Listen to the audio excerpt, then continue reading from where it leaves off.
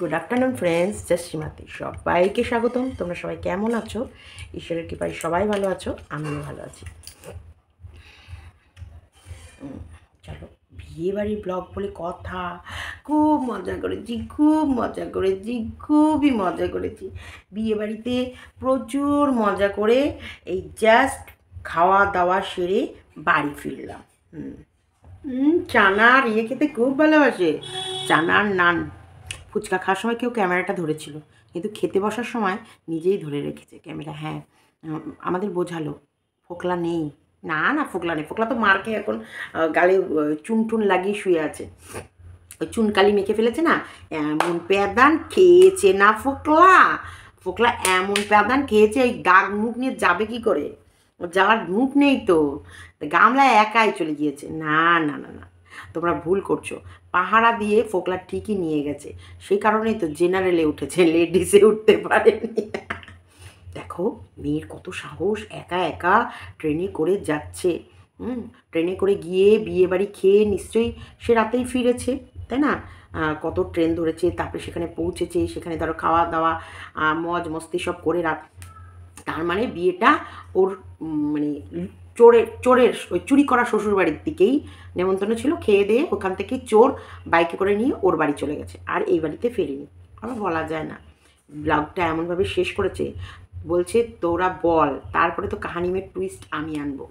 আনতেই পারে, কারণ যে ঝাঁটা জুতো লাথি খাচ্ছে দেখেছো। ভেবেছিল শ্রাদ্ধ বাড়িটাকে বেশ ভরপুর করে ও মানুষের কাছে তুলে সুন্দর করে একটা, এই আমার একটা স্ট্যান্ড নিয়ে খুব জ্বালায় পড়েছি।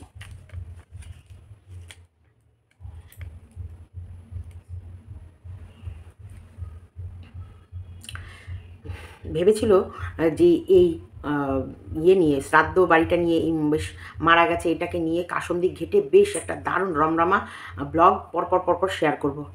কিন্তু যে হারে জুতো খেয়েছে, যে হারে ঝাঁটা জুতো খাওয়ার পর সেই জায়গাটার থেকে ওদের মন উঠে গেছে। হ্যাঁ, মন ওঠাতে মোটামুটি শ্রাদ্ধটা অছেদ্দা করে কোনো মতে, কোনো শ্রাদ্ধ বাড়িতে, যে বাড়িতে সত্যি এত শোক থাকে, তাপ থাকে, এত কষ্ট থাকে, সেই বাড়ির শ্রাদ্ধের দিন, অন্তপক্ষে শ্রাদ্ধের দিন বিয়ে বাড়ি যাওয়ার জন্য উল্লাসিত হয়ে থাকে না। কারণ ও পরের দিনই বিয়ে বাড়ি যাবে বলে, শ্রাদ্ধর দিন মিটে গেছে, তার পরের দিনই বিয়ে বাড়ি যাওয়ার জন্যে।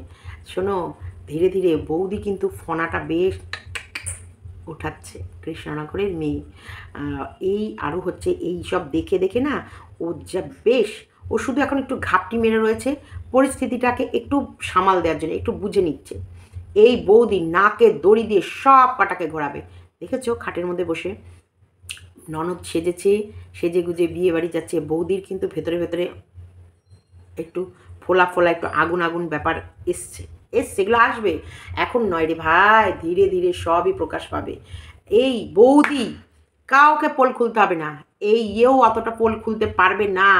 আমাদের কী নাম যেন, দালাল গামলার বিষয়ে ততটা পোল খুলতে পারবে না যতটা বৌদি পোল খুলবে। আর আগামী বেশ কিছু দিনের মধ্যেই, মানে খুব যে দেরি হবে তা নয়, ভগবান এখন তো ল্যাপটপ নিয়ে বসে আছে, আমি তো বলেছি ইন্টারনেটের যুগে কাজ, খুব দ্রুত এই বৌদি ননদের পোল খুলবে। এবং বৌদি মোটামুটি আকার আকৃতি শুরু হয়ে গেছে, যে বলে না ভ্রূণ, পেটের মধ্যে একটা প্রথমে ডিম্বাণুর ভেতরে যখন শুক্রাণু প্রবেশ করে, তারপর কিন্তু ধীরে ধীরে আকৃতি নিতে শুরু করে। এক একটা সপ্তাহ আছে, এত সপ্তাহ পর এইটুকু হবে, এত সপ্তাহ পর এটা হবে। আমাদের ওখানে কিন্তু সপ্তাহ কাউন্ট করে করে একটা বাচ্চা পুরো ফিগার, পুরো হাত পা নখ মানে সব রেডি হতে সময় লাগে। 4 থেকে 5 মাসের মধ্যে কিন্তু হাতে পায়ের নখগুলো ধীরে ধীরে তৈরি হয়ে যায়। এইটা তোমাদের বলছি, বৌদি মোটামুটি ছাঁচে আকৃতি নিতে শুরু করে দিয়েছে। হ্যাঁ, মাটির দলা ধীরে ধীরে আকৃতি নিতে শুরু করেছে। ওর চোখ মুখের অবস্থাটা একটু খেয়াল করবা তোমরা। এবার ব্লগিংয়ের মধ্যে মোটামুটি গামলার বৌদিকে ভালো করে খেয়াল করো। গামলার বৌদি বেশ জমিয়ে ফেলছে।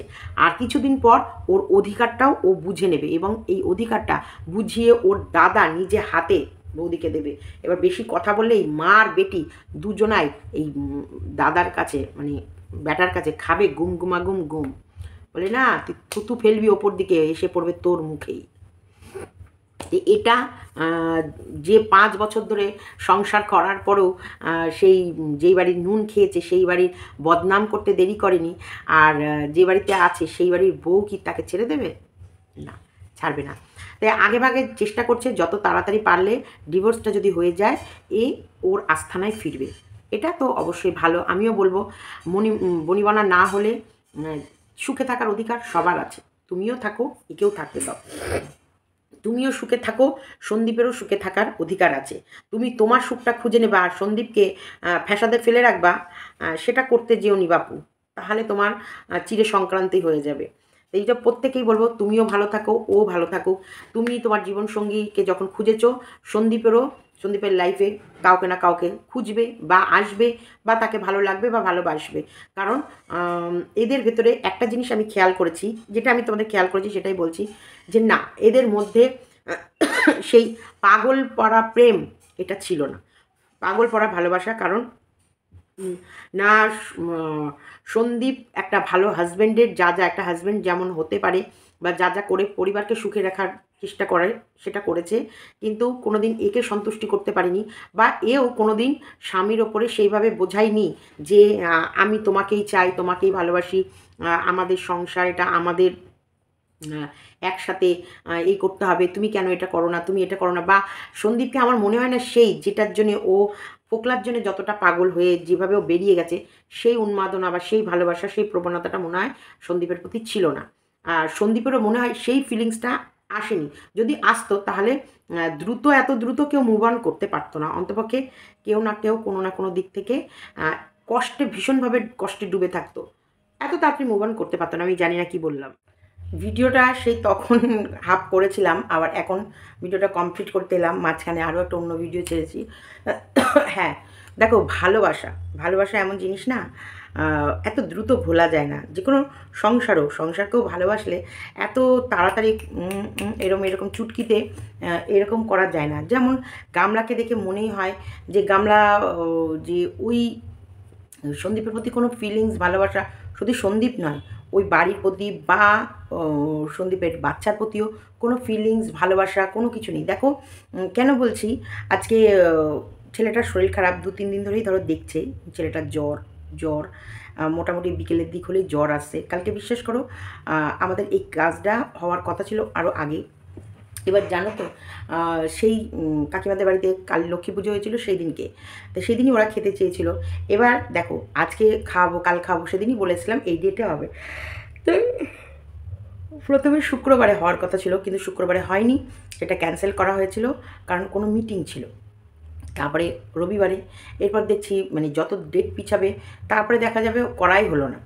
তখন আমি দেখলাম না, এটাই সুযোগ আছে, আর এরপর আমার সময় হয় কি না হয়, বা সন্দীপেরও সময় হয় কি না হয়, প্রত্যেকেই আমরা ব্যস্ত, প্রত্যেকেই ব্যস্ত। যে তার ভেতরেই এইটুকু সময় পেয়েছি, কিন্তু তবু আমি জানি না যে কিষাণুর শরীরটা খারাপ। কারণ আমি যখন ঘুম থেকে উঠে বেরিয়ে পড়েছি, পরে ফোন করলাম যে সন্দীপ, আমি এরকম বেরিয়ে পড়েছি, তুমি কিন্তু সবাইকে বলো যে আসছি বাজার নিয়ে, বা রান্নাবান্না এটা হবে, এটা তুমি সবাইকে জানিয়ে দাও। তখন বললো আমি বাদ খুলে আছি, ডাক্তার দেখাতে আসছি, তাই এরকম।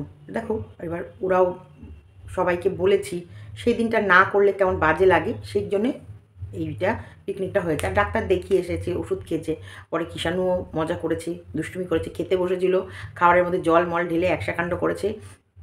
কারণ ওকে আমি দেখলাম শরীর খারাপ হলেও চুপচাপ থাকে, শুধু আমার ফোনটা ওর কাছেই ছিল, সারা দুপুর ও গেম খেলেছে।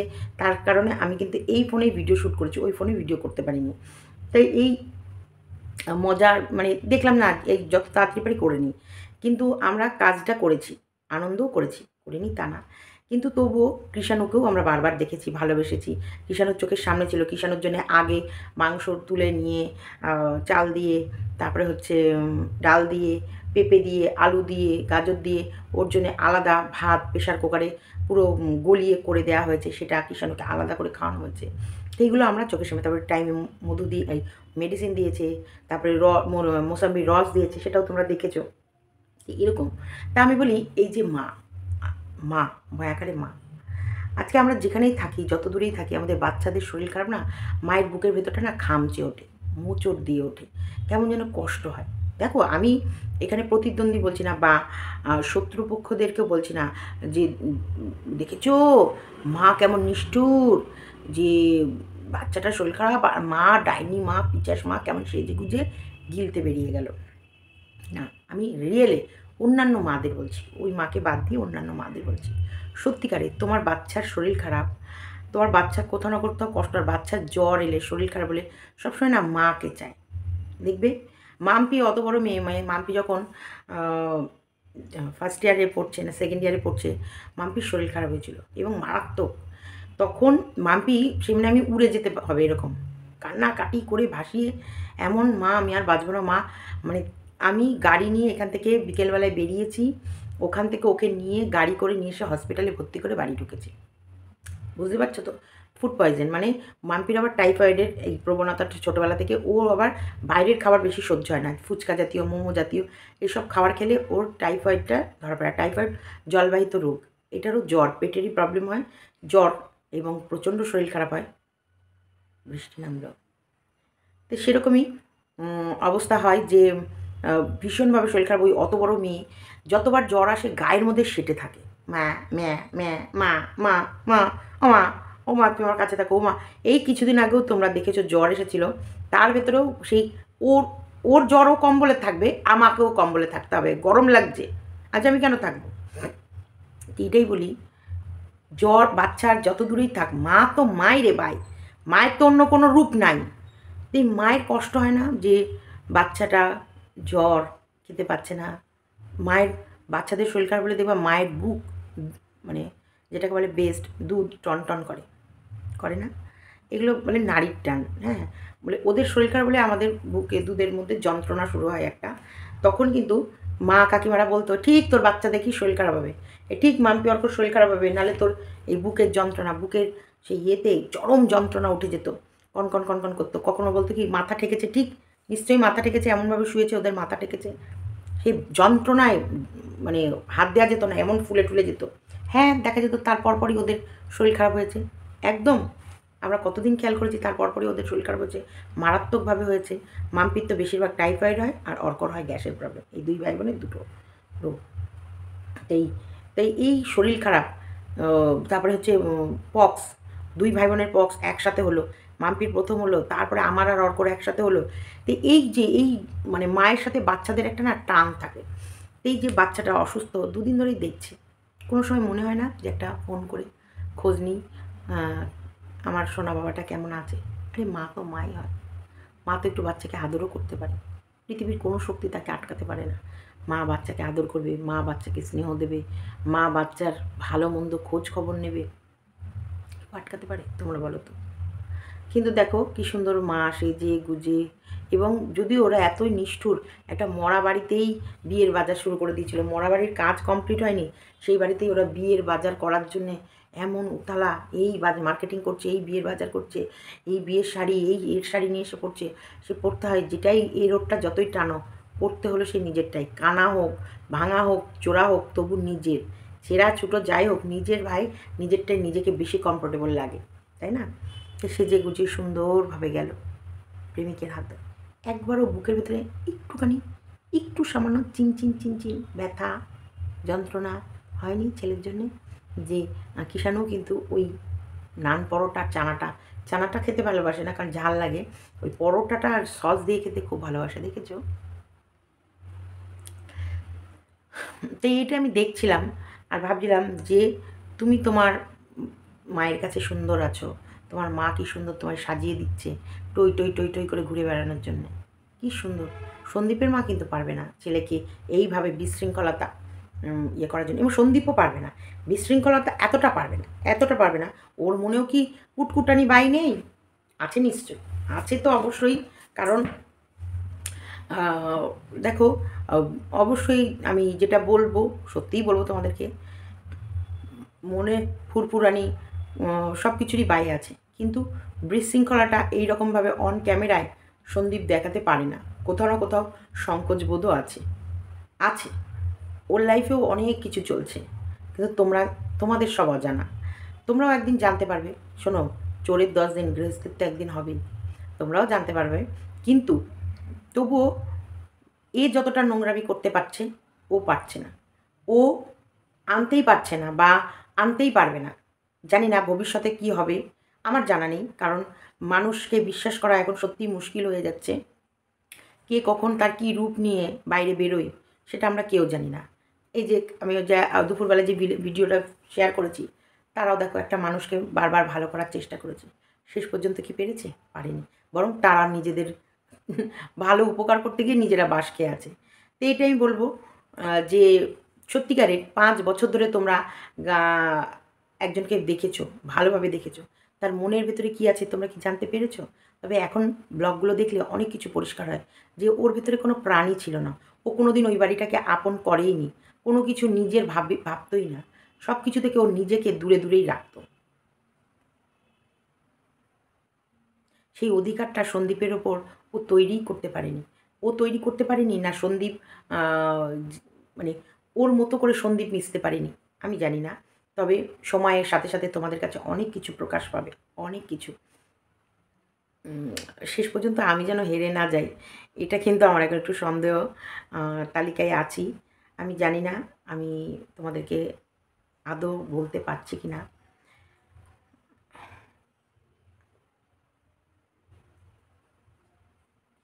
কি বলতে যাচ্ছি আর কি বলে ফেলছি।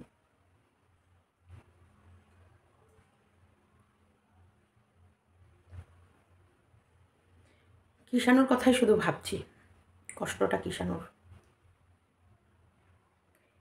মা বাবার মিল হলো না, কোথাও না কোথাও ছেলেটা যেন বঞ্চিত না হয়। তুলকালাম কাণ্ড বেঁধে যাবে কিষাণুর যদি এতটুক কষ্ট বা এতটুক অবহেলা হয়, তুলকালাম কাণ্ড বেঁধে।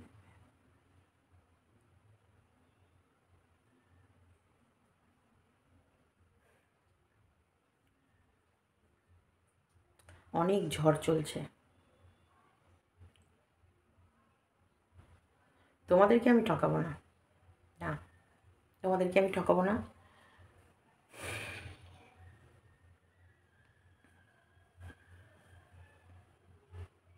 কৃষাণুর ইমিউনিটি ক্ষমতা কমেছে, যেটার জন্যে আরও বলবো কৃষাণুকে প্রচুর ওই আলাদা করে ওর জন্যে মাংস নিয়ে স্যুপ করে দিতে হবে, ওই জুসগুলো বারবার খাওয়াতে হবে।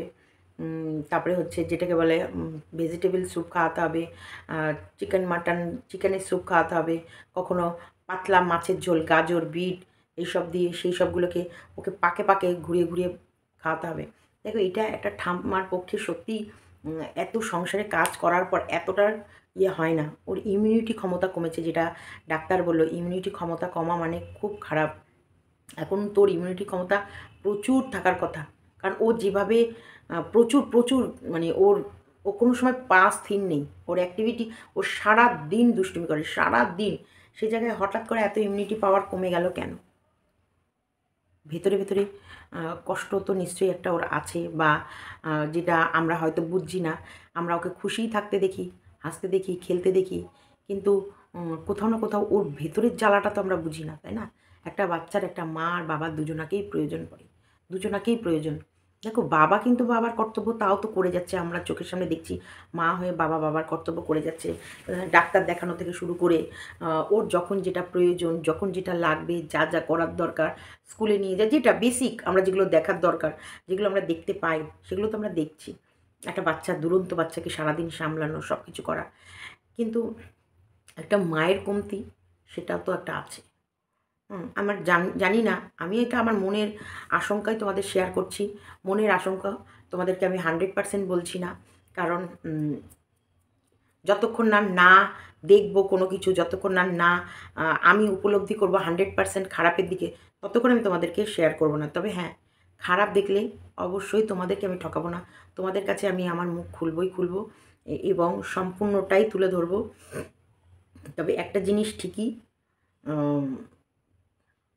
কষ্ট যাই হবে, যদি এদিকে বাবাও তার জীবনসঙ্গিনী আনে তাতেও কষ্ট কিষাণুর হবে, মা তো জীবনসঙ্গী বেছে নিয়েছে তাতেও কষ্ট কিষাণুরই হচ্ছে। সব দিক থেকে মা বাবার ভালোবাসা থেকে বঞ্চিত একমাত্র কিষাণুই হবে।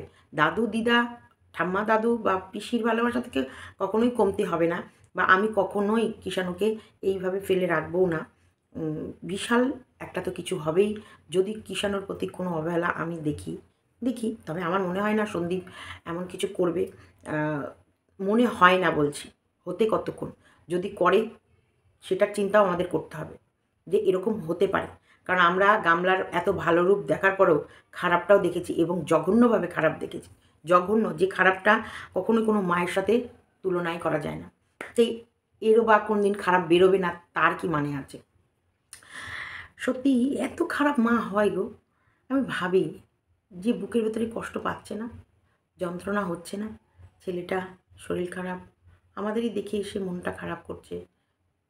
মনে হয় খোঁজ নিই। বাইরে থাকলে ছেলেমেয়ের শরীর খারাপ হলে বারবার খোঁজ নিই, কেমন আছিস, কেমন আছিস? সত্যি। একটা স্বপ্ন যদি ঘুমের ঘোরে দেখি না, ভোরবেলায় ফোন করি অর্ককে, ভোর রাতে। আর ও, "মা, কী হলো তোমার? কী হয়েছে মা? কী হয়েছে বলো? সত্যি করে বলো।" "আরে না, তুমি এত ভোরে ফোন করেছো। আর একটু গাড়ি চালাবি সাবধানে।" তবে সত্যি আমার ছেলেমেয়ে না, আমি যদি একবার বলি, "গাড়িটা কিন্তু সাবধানে চালাবি, রাস্তা কিন্তু দেখে পার হবি।" ওরা কিন্তু এগুলোকে খুব মানে। মা বলেছে মানে গাড়িটাকে সাবধানেই চালাতে হবে, রাস্তাটা দেখে পার হতে হবে। বেরোনোর সময় মাম্পি, অর্ক, "মা আসছি।" "হ্যাঁ বাবা, সাবধানে যেও, রাস্তাঘাট দেখে যাবে, সাবধানে, কারোর সঙ্গে বেশি কথা বলবে না, ব্যাগের চেন খোলা রাখবে না।" মানে এগুলো ওরা শুনতে চায় এবং এগুলো ওরা মানে। মা বলেছে মানে ওটা ওদের কানে। "বাবা, এখন তোমার অল্প বয়স, এই সময় বেশি বন্ধু করো না, এখন চারিদিকে নেশা ভাং খাচ্ছে, তুমি কিন্তু এমন বন্ধুদের সাথে মিশো না বাবা। তোমাকে কোথাও ডেকে নিয়ে গেল, কিছু খাওয়ার নাম করে কিছু খাইয়ে দিল, কারোর সঙ্গে মিশো না।" "না না মামি, আর বন্ধু।" সত্যি বলছি, আজকে অর্কর বিয়ে হয়ে না, এই শর্মী অর্কর জীবনে এসে আমি অনেক শান্তিতে আছি। কারণ এখানে যা নোংরামি, যা চারিদিকে মানে ছড়িয়ে আছে, সেই তুলনায় আমি নিশ্চিন্ত আছি যে আর যাই হোক আমার ছেলেটা একটা মানে বাঁধনে আছে। ছেলেটা কলেজ, দোকান, বাড়ি এগুলো নিয়ে ব্যস্ত আছে। ছেলেটা কোনো ক্লাবে যায় না, কোথাও গিয়ে ১০টা বন্ধুর সঙ্গে টাইম কাটায় না। কারণ ছেলেরা মানেই এটা। পড়াশোনার মধ্যে না থাকলেই তারা যাবে, চায়ের দোকানে যাবে, এখানে যাবে, ওখানে যাবে, ঠিক করবে। ৫টা বন্ধুর সঙ্গে ১০টা বন্ধুর সঙ্গে মিশতে কেউ বদমাইশি করলো, এক জায়গায় থাকার জন্যে দোষ আরেকজনের ঘাড়েও পড়ে যায়। এরকম। তো এরকম করে বলে আ সমস্ত বন্ধু-বান্ধব ছেড়ে এখন সত্যি ভালো আছে। দোকান, বাড়ি, দোকান, কলেজে যায়, কলেজ থেকে আসে, বাড়ি যায়, তারপরে কোনো কিছু খেতে ইচ্ছা করলে শর্মিয়ারও বেরোয়, কেনাকাটার ইচ্ছা করলে। তো এইগুলো, এই যে মায়েদের কত চিন্তা, মায়েদের অনেক চিন্তা। মেয়েটাও বাড়িতে আছে, চোখের সামনে আছে। এই এখন যা দিনকাল দেখছি, বিয়ে দেওয়ার পরও তো শান্তি নেই। তার সংসারে আগুন লাগিয়ে সেই ছেলেটাকে ফাঁসিয়ে না চলে আসে। বিশ্বাস নেই। আমি আমার ঘরের মেয়েকেও বিশ্বাস করছি না। মেয়েরাই সবথেকে খতরনাক। কারণ মেয়েদের হাতে একটা পাওয়ার আছে। সেটার খুব বাজে ব্যবহার করছে। চারিদিকে ছড়িয়ে গেছে এই মেয়েদের নোংরামি। চলো ভিডিওটা এতটুকুই রাখলাম। কিছু মন আসছে না, বিশ্বাস করো যে একটা মা এত কঠিন কী করে হয়, এই দেখছি আর মিলাচ্ছি। মায়ের মাও তো মা। তার ভিতরেও তো একটা মনুষ্যত্ব। এদের ভিতরে বিবেক নেই, মন নেই, হ্যাঁ? মনের ইয়ে নেই। ও গামলা তো আবার ওয়াইফাই নিতে গিয়ে কী করে ধরা পড়েছে। ছি! এদের মধ্যে কোনো সম্পর্কের দাম আছে? এই কারণেই এরা আমাদের ভাই বোনের সম্পর্ককে এরকম নোংরাভাবে দেখে। চলো ভিডিওটা এতটুকুই রাখছি। ভালো লাগলে লাইক, কমেন্ট, শেয়ার এবং চ্যানেলটিকে সাবস্ক্রাইব করে নিন।